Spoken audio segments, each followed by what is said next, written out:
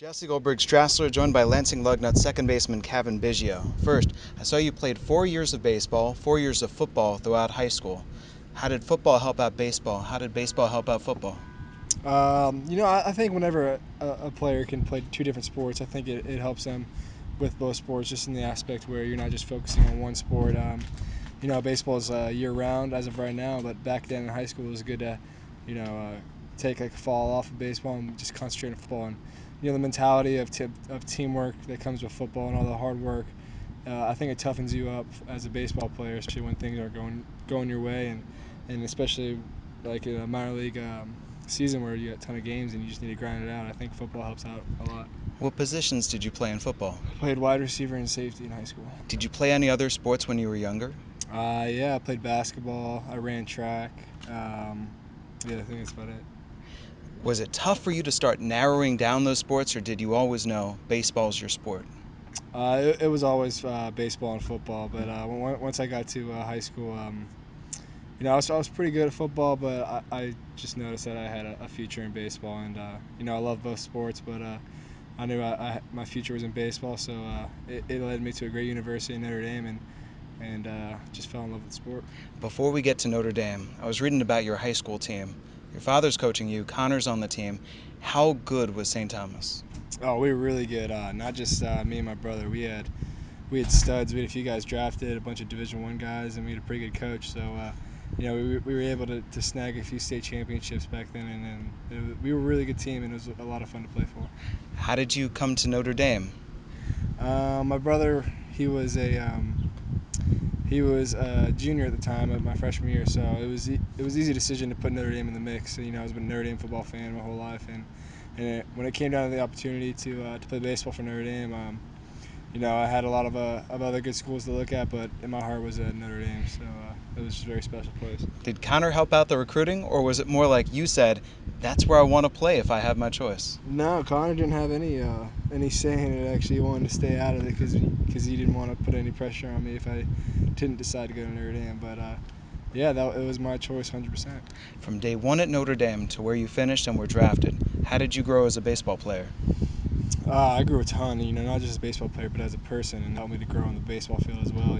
Being away from home for the first time, on your own, like just with everything in life, and on the baseball field is pretty much the first time I ever experienced failure. And baseball is a game of failure, so that was definitely new, and it was kind of tough at first, but Notre Dame was a good place, and it was a perfect place to experience those type of failures. It's said so often, right? You fail 7 out of 10 times, you're a good hitter, and everyone goes through slumps. How do you deal with failure?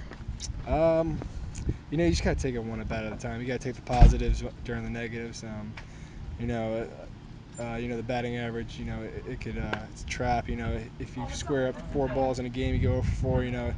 That shouldn't ruin your confidence because the pitcher knows you beat them. But just take the positives out of the negatives, and just making sure your process is good and make sure you're working hard, then everything will work out in the end. Was there a day where you realized, man, I've gotten past it. It's no longer bothering me as much as it did, or now I'm able to reset better than I did before? I think that happened mostly this year at Notre Dame. I was able to, if I failed, it doesn't matter. All I'm trying to do is just help my team right now, and whether it's as in the batter's box, in the field, or the base pass, just trying to get on base and trying to make every play that I could to help my team win. Let's take each of those aspects. First, out in the field, perfect game rated you the best defensive second baseman in the ACC. That aside, what's your favorite play to make defensively? Favorite play to make? I like laying out for a few plays and make it. I feel like it's a really good feeling. But at Notre Dame, we had a very good infield defensively, so it was really fun to turn double plays with them. So probably turning double plays is the most fun. Do you like to be on the pivot, or do you like to start The pivot.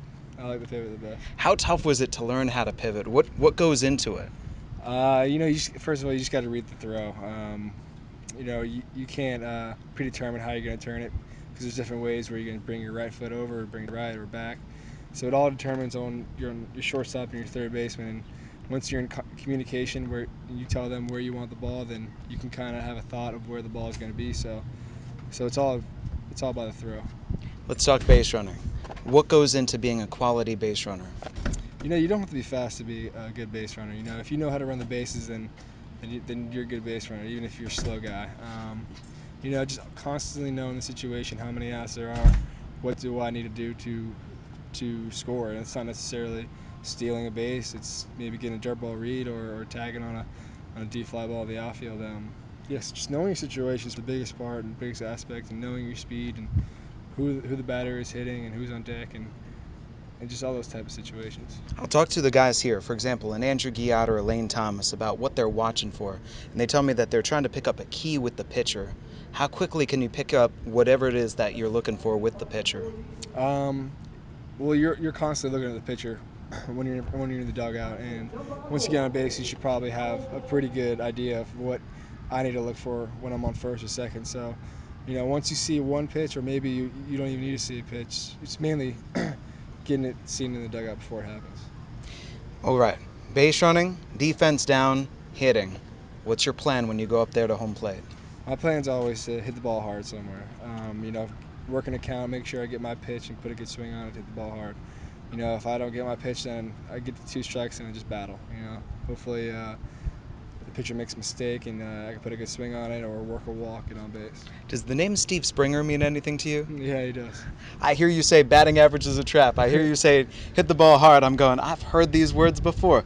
When did you first start hearing Spring? I heard Steve Springer. He came to Notre Dame this last fall and talked to our team. And it just made sense. He's got it's very simple. It's funny how it took one guy to just start spreading the word, but his stuff it's right, and the batting average is a trap, and sometimes people get locked into it, and it just brings you down. But yeah, he's got some good stuff. Speaking with Lansing Lugnuts second baseman Cavan Biggio, second baseman here because of draft day.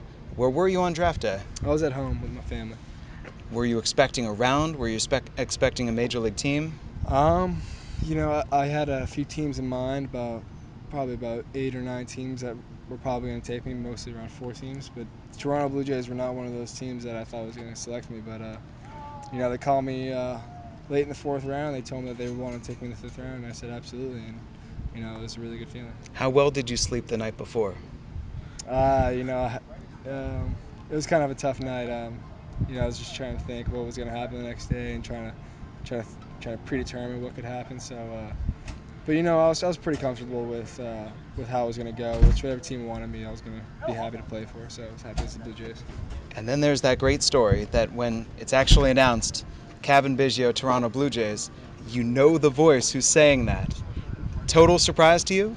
It was a total surprise to me. I think my mom knew beforehand. I think my brother texted her and told her. But yeah, she was like, "Hey, listen to your name," and I was like, "Oh, that's my brother." So that was a pretty cool feeling hearing him call out my name. Was there any celebration afterward? Yeah, there was a celebration. A few of my friends came over and we celebrated what was a big accomplishment. I have heard that playing baseball in Vancouver is awesome. The city, the atmosphere. What's that like to be a Canadian?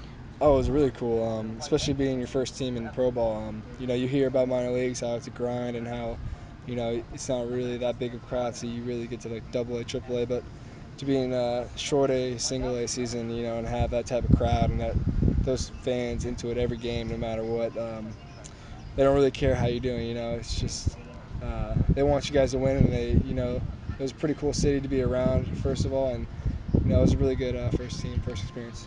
Your friends are at home or back at college. Are there any guys you've made bonds with already in your professional career here in professional baseball? Oh, absolutely. My roommate in Vancouver was Jake Anderson, who was up here in the beginning of the season. Me and him became pretty close, and just wishing him well. I love Jake. How's he growing there in Vancouver?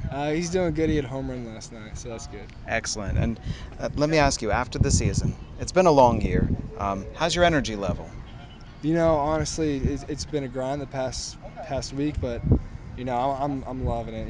It's back at school you're grinding with baseball workouts and school, but now it's just baseball. It's just a game. So my energy level, it's good. It's at a pretty good high, and I just want to help this team and make a playoff run right now. Do you have any plans for the winter? Besides I want to go back to school in Notre Dame, but I'm going to instructional league. So I'm going to go there, and then I'm going to work out all fall in Houston. Besides baseball and besides sports in general, what else do you have interest in? What are your other passions? I love hunting. Yeah, me, my dad, and my brother, we grew up hunting whitetail in South Texas, and we have a ranch down there. So, with this time off in the off season, that's what I'm going to be doing a lot. Rowdy Tellez told me that hunting is something that he can compare to being in the batter's box. You're ready, you clear your mind, and then anything to that? Anything in terms of being a batter and being a hunter? Oh yeah, I mean, I think it compares very much to hitting. You have to, you got to be ready, and when the deer come up, you have to pay attention to detail. You got to be ready to go, and when you get in the batter's box, your heart starts going, and then you're getting ready to kill an animal. Your heart starts beating too, and everything starts shaking, and your adrenaline gets going. I compare it very much to hitting. And finally, Cavan, I have to ask you because the last time that I was at Cooperstown, I saw that familiar Astros Biggio jersey right there as the most recent inductee the last time I visited. How was that for you and your family to see your father inducted? Oh, it was a very special moment for me and my family. My dad, great baseball player. Finally, playing in Houston, he wasn't a part of any World Series championship. So for him to finally be recognized for what he did individually as a player, and for being a good person off the field too, it was a very good moment. I was very happy for him, and it was a good moment for our family. We know you now coming up through the Blue Jays. Is there an Astros family that your family grew up a part of? What do you mean? In terms of the Astros family, your father was an Astro, Yeah, yeah, yeah. and there's all those other player families. So you're growing up basically as a part of the Astros community, true? Yeah. I was a huge Astros fan growing up. I still am a huge Astros fan, but Blue Jays are my number one team right now. So I try to keep up with both teams and see how they're doing. The reason why I ask, so Connor Panis, growing up, he had a great friend whose dad played for the Toronto Blue Jays. And so he just got to know Toronto, and it broke down those barriers. I asked him, anyone that he's met who it's just utterly shocked him or made his knees weak, and he goes, no, it got me used to being around baseball. Did it get you used to just, you were around baseball growing up? Oh yeah, I was around baseball. Despite having a father who played the game for my whole life till high school. Just being an Astros fan, being around that. Back in the early 2000s when they had those teams like Biggio, Bagwell, Berkman, and all them. It was really fun to be around in the city in general, and they just created just this energy about them. And the city of Houston, they supported them, and I was just one of those fans. Cavan, it's good to have you here with Lansing, and best of luck. Thank you very much. Thank you. Cavan Biggio of the Lansing Lugnuts. I'm Jesse Goldberg Strassler, and this is The Team, 92.1 FM.